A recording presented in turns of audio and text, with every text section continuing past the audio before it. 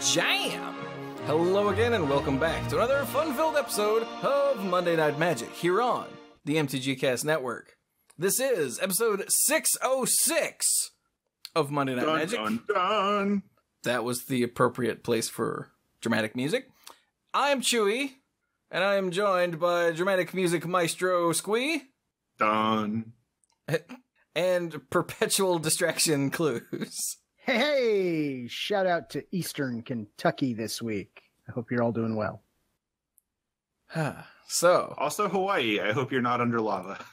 Yes. We always hope Hawaii is not under lava. Kind of Mother Nature nonsense going on over there at the moment. I know, it's like we built a state out of volcanoes that barely stuck out of the water. That's weird, isn't it? So, I'm Chewie. Hey, I Chewie. do it. Oh wait, we covered that.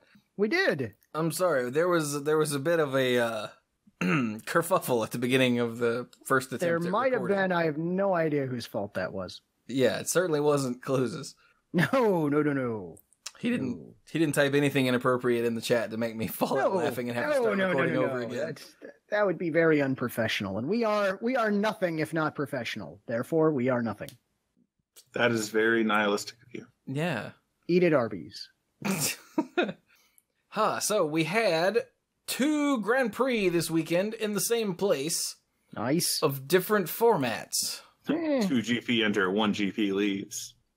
Actually, they're both over. Oh. Fair enough then.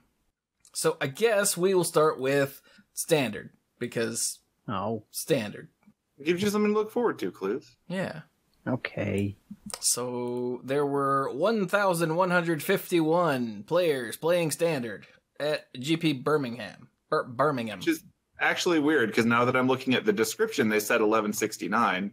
So there's a discrepancy between their results and their reporting. There were Dun, dun. approximately 1,200 players. There were at least 8, is what we're saying. There were at least 8. Well, they went to day 2, so... Okay, so the round 1 standings, there were 1168.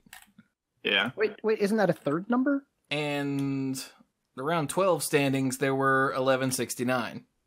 So, excuse me, there were Propagation? 1169.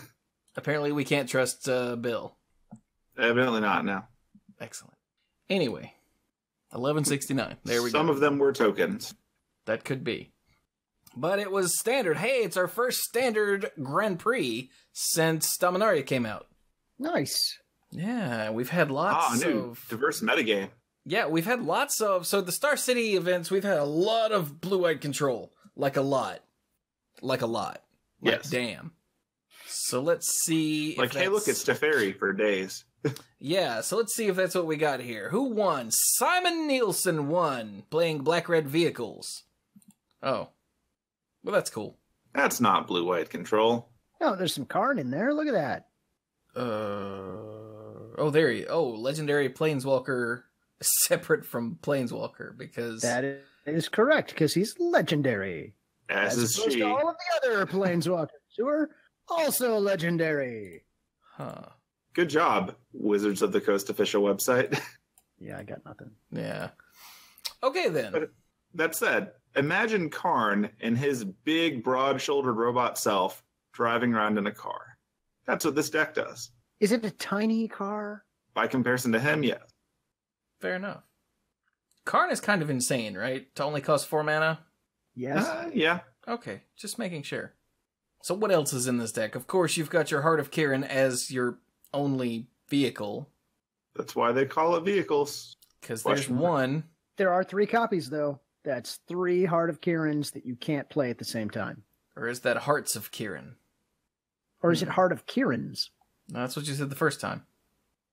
Is Anyway. it Heart of's Kiran? There we go. All right. You've got Karn and Chandra. You've got Glorybringer, the Goblin Chain Whirler, because he's kind of insane. Nice. Pianalar, Rekindling The Chain Whirler is the right Phoenix. size to drive a Heart of Kiran, which might matter. He is, yeah. Your Pianalar, your Rekindling Phoenix, Scrap Heap Scrounger, Soul Scar Mage, Walking Ballista, and of course, things wouldn't be right without a Braid, Magna Spray, and unlicensed Disintegration. So, you know, that's pretty good. The Chain Whirler is the only new card in the main. Yeah, there's one Angrath over in the board. Wait, no, Karn is also new, right? We just Oh, talked about yes, Karn. that? You're right. Okay, just making sure I hadn't. You see, them moving him to his own section really messes why. It does, and it's after the lands. It's just not right. But yeah, there's other new stuff in the board. Release the gremlins. Like more Karn. I was going to say, it's really just more Karn. Mm-hmm. Okay, then. So that was first place. Second place, aha, I called it. White-blue control. Leo Lahonen, let's say.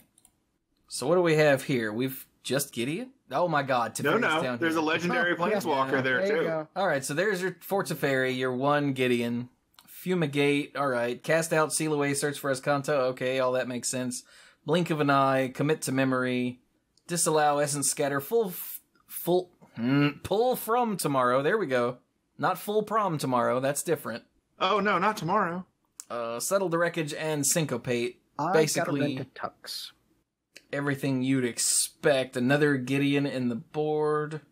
History of Benalia in the Benalia. board. Yeah. Yeah. Sorceress Spyglass in the board. Invoke the Divine. That's a new one. What does that do? Destroy target artifact or enchantment, gain 4 life. Oh, okay. So yeah, there you go. Instant in a world of vehicles. Yeah. So that's the blue-white control that we've... Basically the blue-white control that we've seen at the Star City events. Yeah. Alright, so there should be a lot more of those. In third place, Matt Brown is running black-red vehicles. Oh. Hey, look at that. Hey, look at that. Close enough to the same deck to be not worth talking about, okay? Although it is interesting that the previous Black-Red Vehicles was top 8, whereas this Black-Red Vehicles is 8-0. That was impressive, yeah. Yeah. I'm just making fun of how I don't understand what they do on the... Yeah, I don't. Don't worry. Some of the other ones don't have either label. That's true. Right. Okay, so that was third. In fourth place, Martin Juza is running the black-red vehicles. Nice. I wonder if he's got Goblin Chain Whirler. Hey, look at that. It's Yeah, but he doesn't have almost... It's almost the same deck as Simon Nielsen. Yeah, but no Karns. Like 0. Like none. That's Not what's a missing. Karn to be seen. Okay, then. So how about fifth place? Etienne Buisson is running Black-Green Constrictor. Oh. Well, that's cool.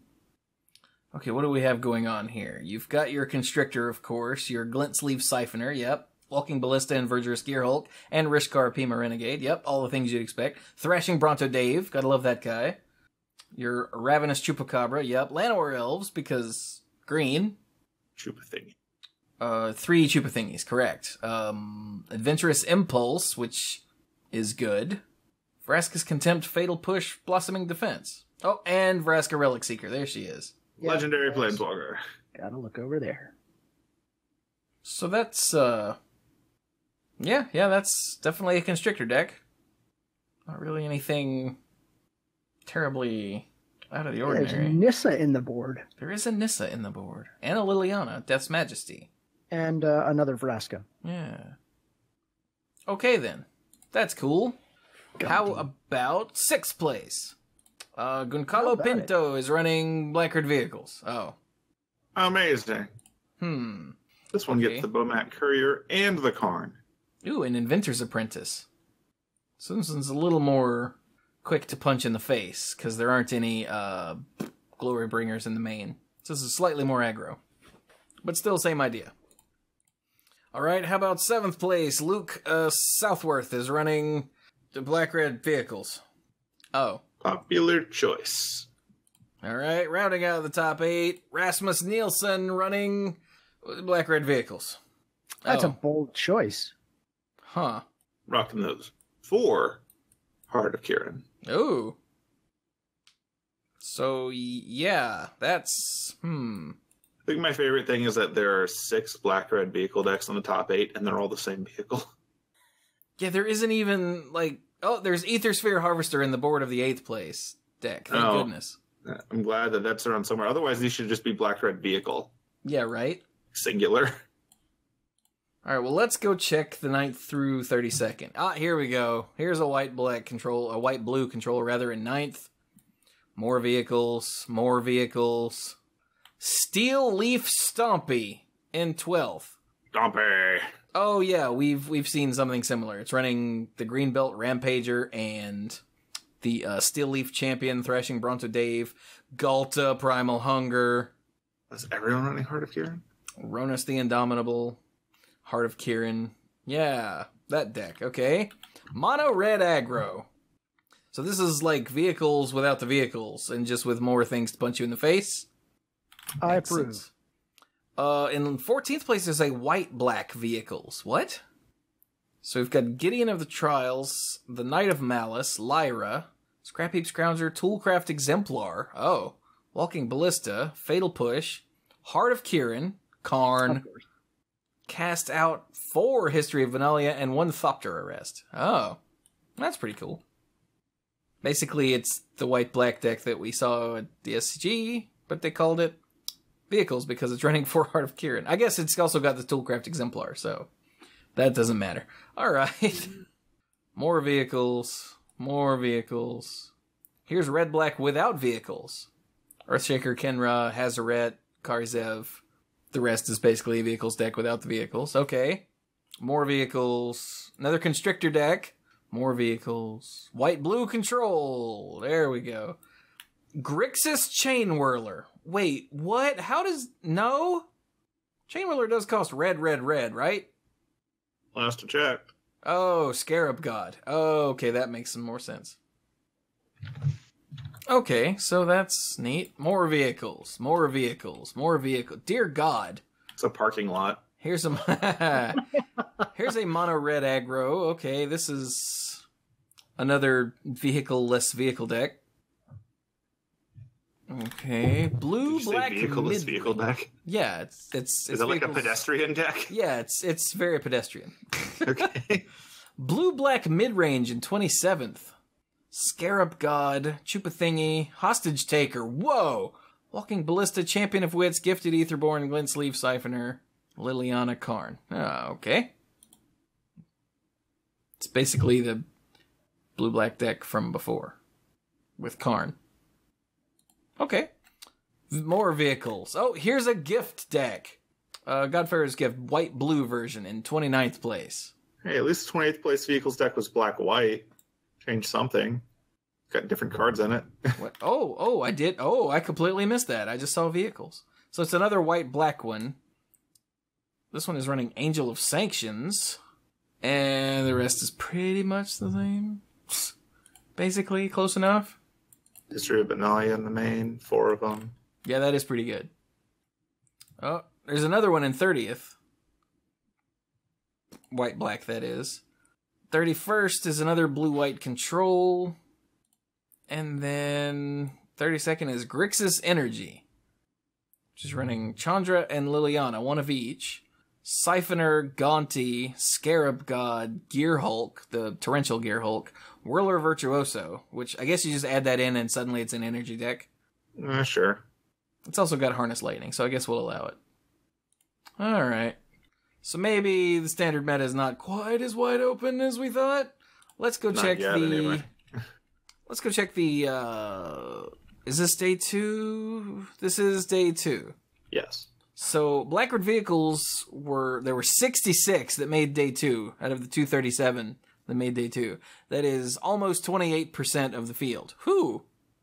Dang. The Steel Leaf Stompy deck, which, if I remember correctly, we only saw 1 of in the top 32? Yeah. Is the second most played deck in day 2. 28 decks, almost 12% of the field. Whew. Constrictor was next with 11% of the field, 26 decks. Blue-White Control with 23, that's just under 10%. The White-Black vehicles with just under 9%, that's 21. The red aggro decks that weren't vehicle-based, there were 13 of those. Blue-Black mid-range, there were 10 of those. And then the rest were 5 or so. Green-White Good Stuff, Blue-Red Gift, White-Blue Gift, Grixis Chain Whirler, Sultai Constrictor, and 31 listed as others. Huh. So there you go. That's your day 2 metagame breakdown. hopefully, instead of seeing more people running vehicles, we will see more people running things that beat vehicles.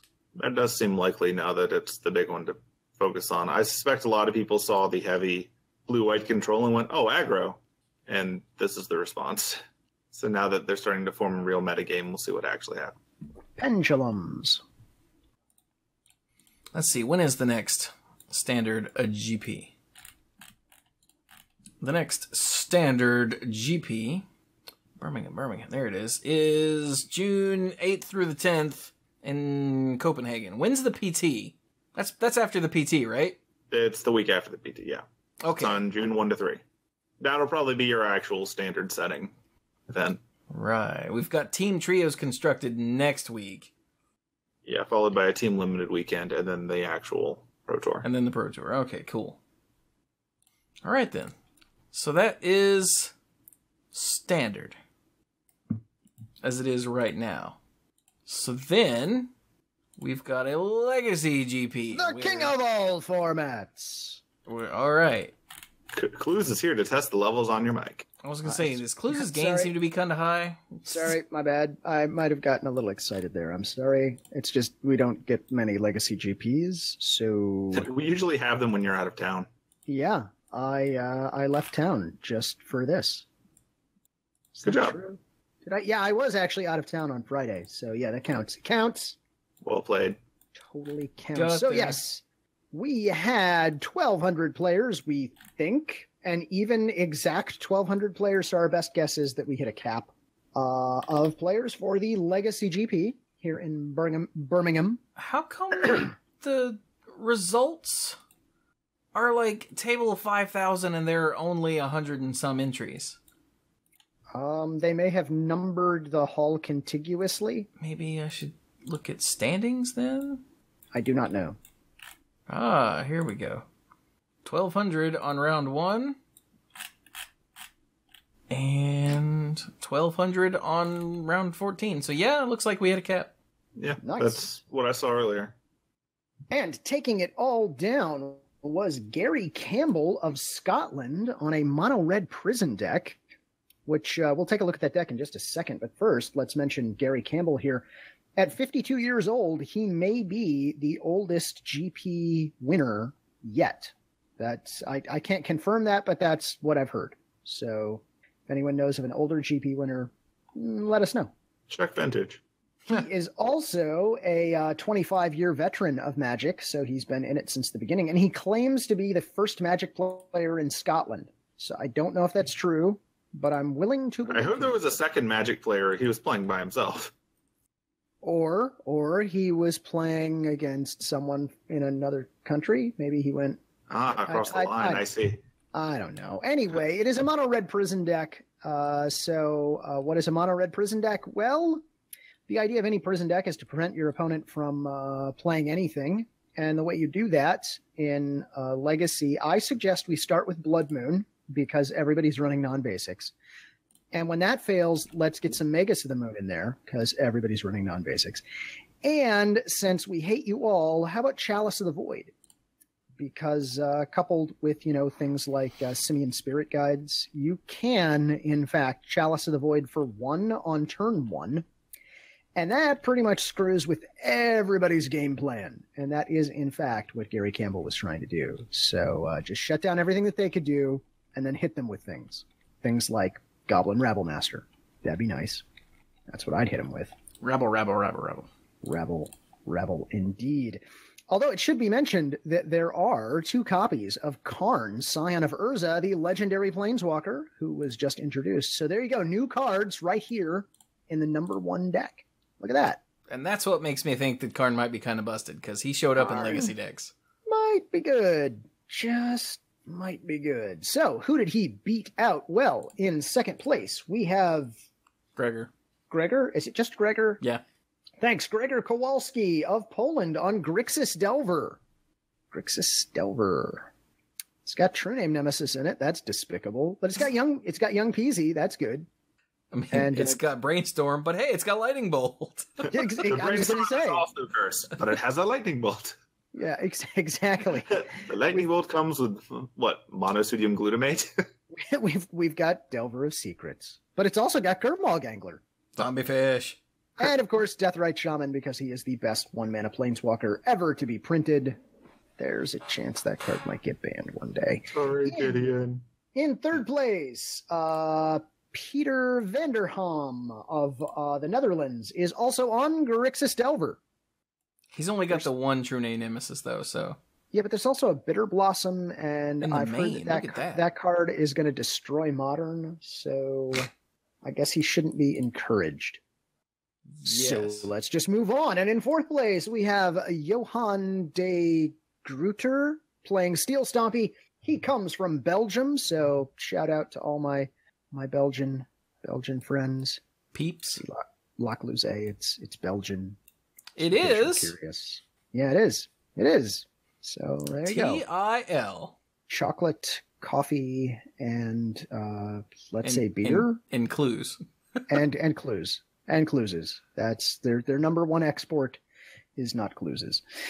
But we have the Steel Stompy deck, which, I don't really know what to make of this deck. It's what if you wanted to kind of start with sort of a Decepticons deck, but that wasn't really good enough for you, so you threw in some Lodestone Golems and Walking Ballista, ? And somehow you ended up on this deck, and there you are. So Steel Overseer, Arcbound Ravager, Vault Scourge, Phyrexian Revoker, which is actually really, really good. Lodestone Golem, which seems really good against all the other decks. Phyrexian Metamorph, which seems unfair. Etch Champion and Walking Ballista are the creatures in this deck. Other than that, we're pretty much just artifacts and lands. That's it. We don't... Yeah, look at these artifacts, though. We don't need no instants or sorceries. No, but planeswalkers. But we've got Chalice, Thorn of Amethyst, so, just right there. And then Mox Opal and Lotus Petal. Yep. And then the Fork of Doom. Umezawa's Jitte. Everybody hates the Fork of Doom. So it's like they wanted to build an affinity deck, but they were like, you know what, I'm not feeling being aggro. Not feeling being aggro. We've got Steel Overseer in here. We've got Arcbound Ravager in here. We've got to punch things, man. I think that this deck list was actually someone's legacy buy list, and just got to the artifact section. Also, and it happened to make a good deck. Do note the Inventor's Fair. There are 2 copies of Inventor's Fair in this deck, and that's just despicable in this deck. There's also some new Karn in the board. Lest you overlook him. Yeah, no, I have that written down here. It was the only other... spoilers, only other new cards in the top 8 that I found. Is it normal for them to lump Darksteel Citadel in with the non-land artifacts? Yeah, sometimes. It happens sometimes, even though they shouldn't. Weird. How did this deck react to a Blood Moon? Not great. I mean, it's not like they need the colors. Not terrible, though, yeah. Like, I think that might be one of the strengths. Like, oh no, my lands are now normal. I mean, the Ancient of Tomb tapping for a single instead of a double is going to slow it down, but this deck doesn't roll over and die to a Blood Moon like so many others do. Yeah, it actually lets them keep their City of Traders around, too. Funny as that is. I mean, having the Wastelands and having the Adventurers Fair is really, really nice, but... Yeah, so there you go. That is your Steel Stompy there in 4th place. In 5th place, we have Alexander Merton of Germany, who didn't want to play Magic and played Dredge instead. Hey, at least there's mana. There is. It's not that bizarre animal of manaless Dredge that terrifies me. We actually have some lands here, and LED, and a bunch of Dredge stuff. Bunch of Dredge stuff. If you would like to hear more about Dredge stuff, you should listen to the new episode of The Mana Pool, Professor Beard Teaches Graveyards. How does Dredge work with the new rules about how you have to set up your play area? Since they mostly just take their graveyard and just lay it all over the place. They probably don't do that anymore. I mean, they kind of have to, though, because that's how the deck plays. I think how the deck works. As long as it's clear what's in play and what's not, I'm pretty sure that's fine. Yeah, I mean, Dredge has been played on coverage, and the whole new rules are just the coverage rules for everybody. Yeah. So. Well, in sixth place, we have Jonas Andersson of Denmark playing Grixis Kess. Grixis Kess. It's got 2 copies of Jerk the Mind Sculptor, and it's got Liliana the Last Hope. Deathrite Shamans, okay, I get it. Baleful Strix, okay, yeah, I'm still with you. We're running blue, black, green, okay, sure. Snapcaster Mage, yeah, pretty good, I guess. And 2 copies of Kess, Dissident Mage. I wonder if they had to get proxies. I was going to say, what's that you ask? It's the card that made us have to redo the proxy roll because it's only available in foil. And rumor has it that foil is terribly curled. If it wasn't a minute ago, it is now. And yeah, that is Cast Dissident Mage from one of the Commander products? Question mark. Yeah, 2017. And, yeah, 1, a blue, a black, and a red for a 3/4 flying human wizard. During each of your turns, you may cast an instant or sorcery card from your graveyard. If a card cast this way would be put into your graveyard this turn, exile it instead. So, yeah, that seems pretty good in a deck that's running Brainstorm, Diabolic Edict, Fatal Push, Force of Will, Kolaghan's Command, Lightning Bolt. Let's see now. Hymn to Torok, Preordain, Thoughtseize. Yeah, all those seem pretty good. Yeah, it seems fun for things to get second use out of. Yeah, Snapcaster not getting it done. Kess will get it done. Buh. Yep, there you go. And in 7th place, Bernardo Santos of Portugal playing Grixis Delver. Grixis Delver. Have we ever seen this deck before? Oh, Awesome. yeah. It's got Young Peasy in it. Yeah, we've totally seen this deck. That's right. And last but not least, in 8th place, Yuta Takahashi is playing Check Pile. Oh, the check pile. What's Check Pile, you ask? A lot of folks would just call it 4-color control. It's the one with Leovold, Emissary of Trust. That guy, remember that guy? Yeah. But we call it Check Pile now. So try to keep up. Check like the nationality, not like the nationality. That is correct. Because for those of you that don't play Legacy. I believe a famous Czech player popularized it. I want to say it was Tomas Mar, I want to say. I can't remember. I was reading about it earlier, so I don't know. So there's your top 8. Let's see now. We had a mono red prison. We had 3 Grixis Delvers, a more different Grixis, a Check Pile, a Steel Stompy, and not playing Magic. Okay, all right, it's not so bad. Not so bad as far as that sort of thing goes. What do we got in 9th through 16th?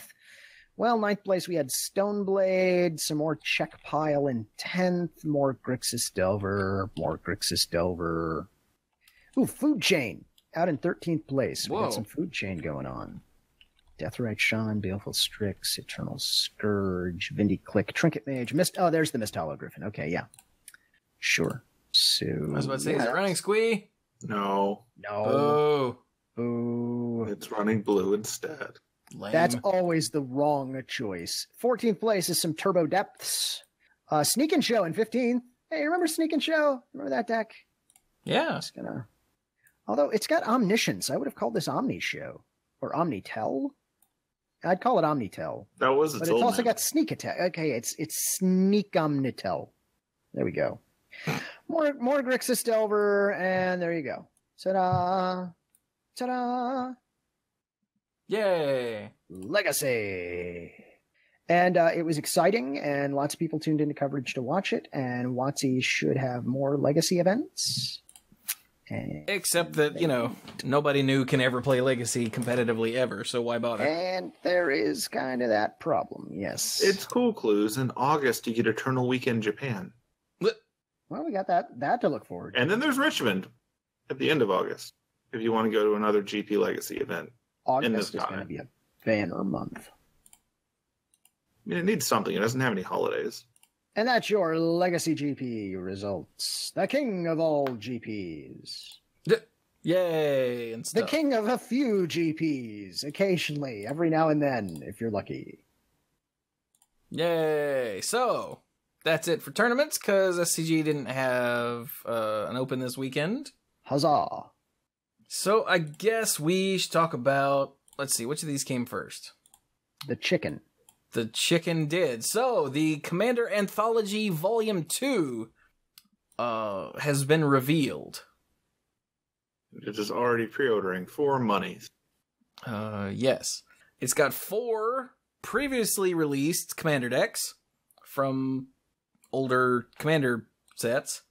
So let's see, what have we got here? We've got the Mimeoplasm deck from... The first one. Was that the first one? Yep, it's a I wedge. think it was, yeah. Okay. Devour for power. Yep. And then the Built from Scratch deck, which is the Daretti Scrap Savant deck. Yay, Daretti. I can't tell you what... I don't know what any of these years are, but it was the mono-colored ones that had a Planeswalker as a commander that year. Wade into Battle... I approve. With Calamity, Disciple of Erois. Oh, this was the double-colored year, right? Yep. Everything you need to know. Boros. I don't actually remember this one. Oh, I do. I was super stoked because you know what? It's Boros. I don't know if I've mentioned that. I think you might have until I want to punch you. That's what Boros does. That's true. And then... Commander 2015. 2015, thank you. And then Breed Lethality. This deck is garbage.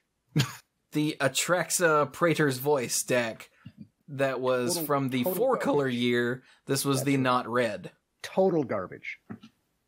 Anyone know which year this was? Hold on. It's 2016. Yeah, I think that was the progression. Yep, that was 2016. So there you go. If you missed these before and really want one, well, now's your chance. Well, there's something that's kind of annoying about these deck lists that they have here.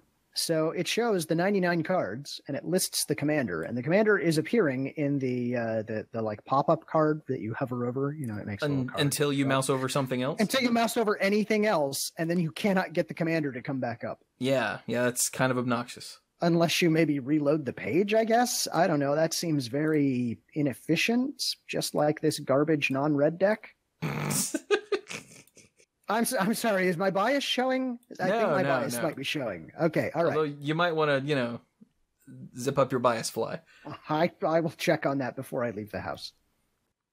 So it doesn't go now. Just like the previous Commander Anthology, it's those 4 decks all in one packaging, and it's let's see, it releases June 8th. We don't know how much it is because, of course, there's no link to the freaking product page, because why would there be? Why would there be? Yeah. I'm checking it now. Yeah, I'm already on it. $164.99 is the MSRP. Applies to US only. The pre-orders I've seen are already at 200, so be aware. Yep. So there you go. That's that. If you want to check out all of the stuff, there's the link in the show notes that's got the deck lists and a look at all of the foil and not foil legends who got the new frames. Like, check out that sweet Jareth Leonin Titan with the new Dominarian Crown molding. Ooh. Schmancy. Yeah, that is an excellent point. Look at all of the nice new frames. Yeah. So anyway, that's that. Next up, we have Brawl. Brondo. Don't start that again. Gavin on Thursday of last week, so we actually talked about this on the Mana Pool. Wow. That was Professor Beard Teaches Graveyards. Mike actually took us from the beginning of Magic and Alpha into how it treated the graveyard, all the way through set by set to the current day. Huh. I should listen to that episode. It's actually fascinating just how much the graveyard could do in the first set. We were blown away when he was rattling off, yeah, it had this and this and this and this, and we were like, that's a lot for the first set. And Mike paused a minute and he was like, yeah, I guess it is. There was a time when graveyard order mattered. Yay, Nether Shadow. But anyway, so we have another large explanation of Brawl and what it is and all that, but also some changes to Brawl. In record time. It's not even out yet. What? Yeah, I know, it's fine. Oh, okay. So as long as you know. Because there aren't enough colorless lands, or lands with no color identity, to go in the deck to run a Karn deck, they've decided a rule for colorless commanders is you can pick one type of land, basic land, and just run all of those you want, but just the one. The rest of your cards have to be colorless to match your commander, but so that you have land to play the deck, you can pick one basic type. It's just a workaround. This is not an eternal format, so to speak. Yeah, exactly. It's just a workaround, and rather than like do something silly like, well, wastes is just legal now, and make people have to go track down a bunch of cards from Oath of the Gatewatch, that's silly. Just pick one type. There you go. This is wise. Yeah, nice and simple. Makes sense. Let's see. They've changed the BNR list. They've unbanned almost everything that was already banned in Standard, because originally they were like, it just uses the Standard ban list. But they realized that the nature of Brawl that's not necessary, so they've unbanned Aetherworks Marvel, Felidar Guardian, Attune with Aether, Rogue Refiner, Rampaging Ferocidon, and Ramanop Ruins. You'll notice they didn't unban Smuggler's Copter, because that would be dumb. Correct. And then they've added 2 cards to the ban list. The first up is Barrel, Chief of Compliance. I know it's not pronounced that way. That's what I call him to make him sound small and stupid. Because he was the boogeyman. Barrel decks were the boogeyman. They were the big bad, the thing you hated to queue into. And also, they have banned Sorceress Spyglass, because if your Brawl commander is a Planeswalker, your opponent can just shut them down forever by playing a Sorceress Spyglass. Ew. Yeah, which is kind of awful. Granted, the problem with that is now there's no answer to, other Planeswalkers, but it's probably better for the health of the Pithing Needle. Sure. That would probably also have to be banned. Yeah, it probably would, but I happen to like Pithing Needle. And then the final change is they're changing... I have hiccups all of a sudden out of nowhere. Shut up. The final change is if you're playing one-on-one Brawl, your life total is 20. If you're playing multiplayer Brawl, it's still 30. So, yeah. And that's a balance change. After lots of feedback and testing, they just realized that the 30 life wasn't great for one-on-one matches, so they just got rid of it. Hey, look at that. Because then aggro decks just actually can't win. Mm-hmm. And Brawl is a format that wants to have aggro and control and mid-range and all kinds of stuff, so yeah. Also, I got to play some Brawl for the first time this weekend. My co-host Brian actually built 4 Brawl decks, and the dorks gathered and played a game of Brawl. And what are your feelings about it? It was fun. Brian intentionally didn't, he built a Muldrotha deck that, of course, Mike was playing. But he intentionally didn't put in horribly abusive things like Chupa Thingy. Because being able to play a Ravenous Chupacabra from the graveyard every single turn, that wouldn't be fun. That would just be oppressive, and Mike would have to do it because it was there, Yeah. Yeah. So Brian just didn't put it in the deck, and I'm pretty sure the game was better because of it. But we recorded it. It'll be a live episode that will be out at some point, whenever we don't have an episode to go up. In the future. Yeah. So there you go. That's your Brawl changes. So reminder, the ban list is Barrel, Chief of Compliance, Sorceress Spyglass, Smuggler's Copter. Gotcha? Gotcha. See. And finally, there was an announcement today about Announcement Day. Trick Jarrett tweeted, "Lots of you have asked. We have an announcement day coming on Friday." So, yeah. Remember, I think a couple weeks ago, we were like, wonder what announcement day is going to be. Friday. So we will cover all of that next week on Monday Night Magic number, whatever, 607. Plan your Friday accordingly. Yes, try not to be driving when it drops, because there might be something to make you, lose your mind. Alright, I also just received a tweet that says Monday Night Overwatch has a good ring to it. So this is now Monday Night Overwatch. Well, I'm on the objective. Where are you guys? I'm sniping. I'm playing New High Hope.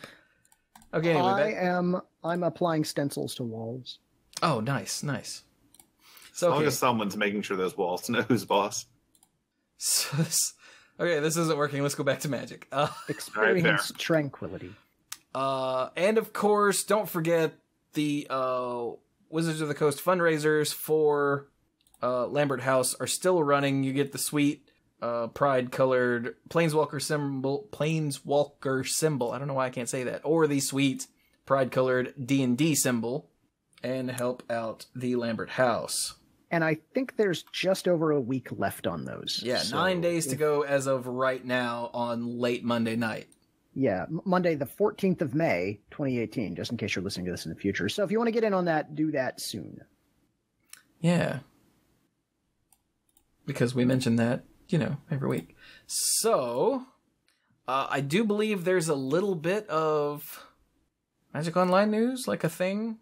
Just the only thing I'm going to mention there is that they're doing Lorwyn Flashback Drafts starting Wednesday the 16th and running through the 23rd. I'm not going to go through all the draft archetypes in Lorwyn. It's a tribal set. You should probably be able to figure it out pretty quickly. But it's also a fun set because it's just Lorwyn, so I don't think you have to worry about fairies actually being very good. They're fine, but they're not the game-breaking misery that they were in that standard. It's just going to be drafting. Pick an archetype, go with it. Goblins are fun. Elves are pretty good. It's a Cluze set. It'll be great. It's even got merfolk. Oh. They have a milling strategy, Cluze. They're not very good. You'll be fine. Merfolk had a milling strategy in Lorwyn? Yeah. The merfolk mill decks were how you did it. What was the mill? Several of their cards had mill effects. There were a bunch of them where it's you tap it and you mill something, or some of them were just taking things out of their library and exiling them, like the Grimoire dude. There's a bunch. I made a merfolk mill deck out of that set. It was a big thing. Huh. Okay. Because so the gimmicks were that merfolk had a mill sub theme along with control stuff. Fairies were the more heavy duty blue control because they just took all those good instants and turned them into creatures that had flash and evasion. Can't imagine that going badly. Yeah. Black red was goblins who were doing their usual goblin nonsense, often involving their deaths. White was Kithkin, and Kithkin were just fun. They were your basic, white weenie aggro deck. White red had giants who were just sort of the big curve toppers for those colors. Red, and to a lesser extent the other colors, but primarily red, had elementals who, among other things, were really awesome at I think they got more invoke cards than anyone else did. But yeah, they also had some decent fixing to be red based. Okay, I'm looking now. There's Broken Ambitions, Drowner of Secrets. That's the big one that I forgot about. Yeah, that's the big one. And the Ink Dissolver are all mill decks. Yeah. Or mill cards in Merfolk. Yep. The Drowner of Secrets was the big one. Yeah, it sort of made it work. Especially in Limited. Yeah, they also had some token technology, if I recall correctly. Yeah. So it was pretty solid. Black-green was trees. You can imagine tree folk being a thing. They had big butts, and they could not lie. They were pretty great. Battle Wand Oak. Yeah, I'm sure I'm forgetting other ones too. Oh, Changelings were a fun gimmick. Those were the have every creature type, which means every time we add a new one, Changelings get to wake up and be a new type of thing. And they were sort of the glue that held together the tribal strategies. They went pretty early in draft if they were any good. I think probably the best Changeling was the Avian Changeling itself, because it had evasion and was whatever tribe it needed to be. But it's a fun one.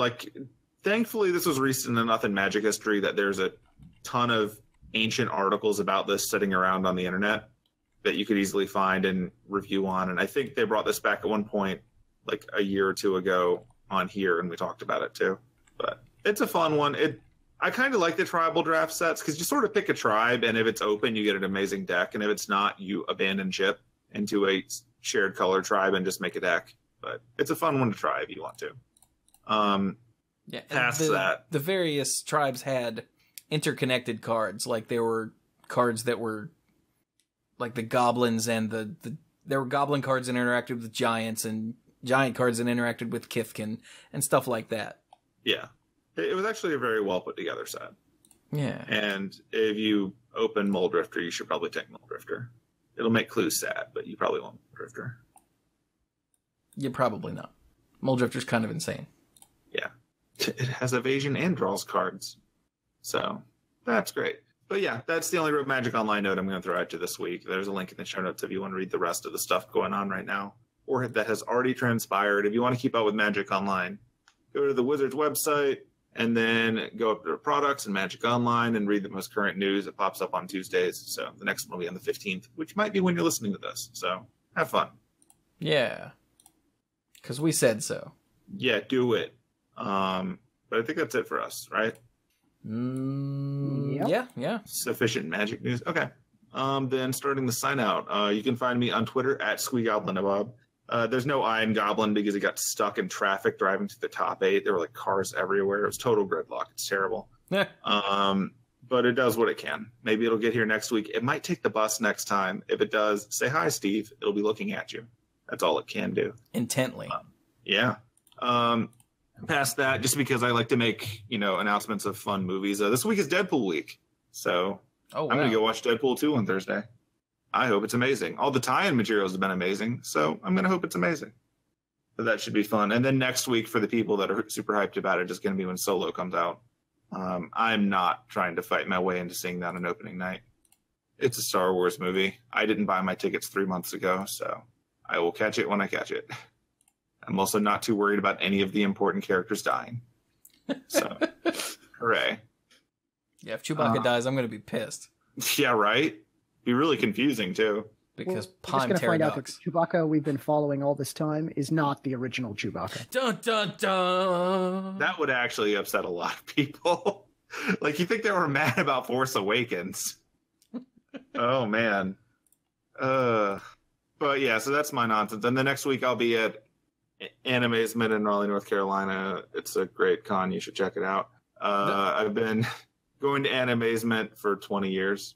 So I'm old, but also I was saying Bill's only 25, so that should tell you something.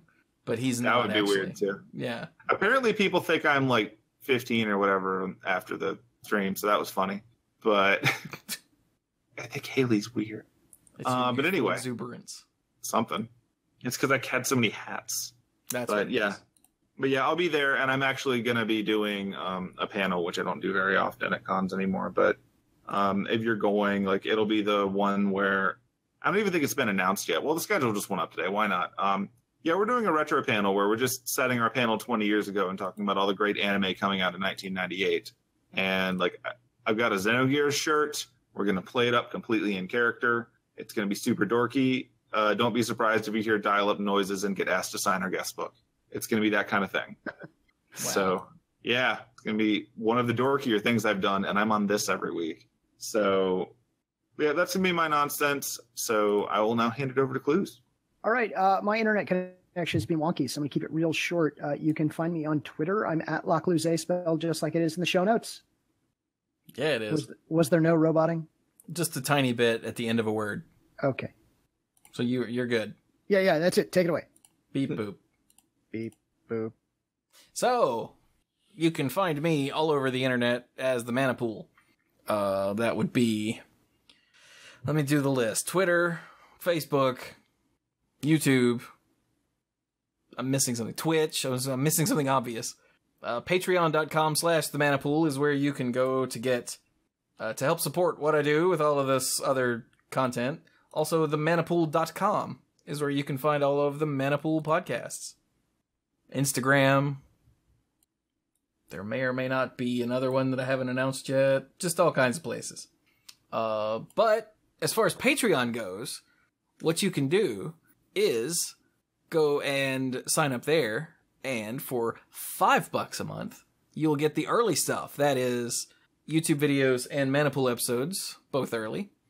For $10 a month, you can get access to the odds and ends as well. That is all of the nonsense recorded before and after both Monday Night Magic and the Mana Pool, and it's uncensored and unfiltered and, well, generally unsafe for consumption. For instance, on the last one, there was lots of swearing, and we watched some very bizarre Japanese commercials, and then we talked a long time about Infinity War. with ample spoiler warnings ahead of time. Yes. So, yeah.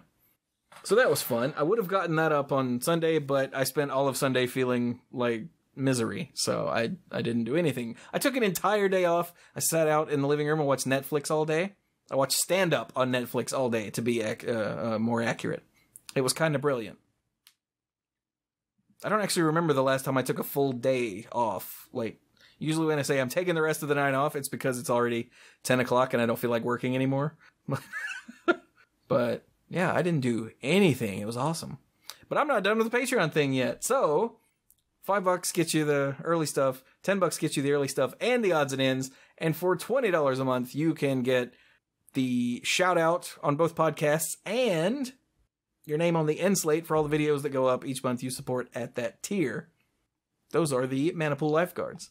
So, to that end, I would like to thank the following exceedingly generous Mana Pool Lifeguards. Kim Ho, Andrew Hunt, Al. Al did the Brawling with Buddies with me this week, too. Last week, whatever. The previous Brawling with Buddies. He's a sweetheart.